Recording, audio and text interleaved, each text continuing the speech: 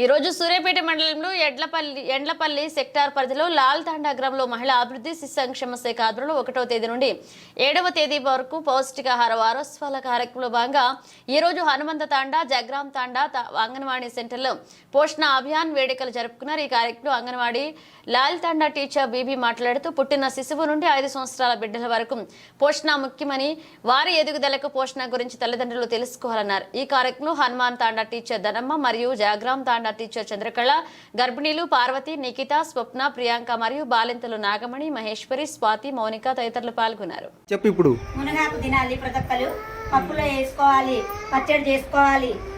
కాలుష్యం ఉంటుంది మునగాకులో.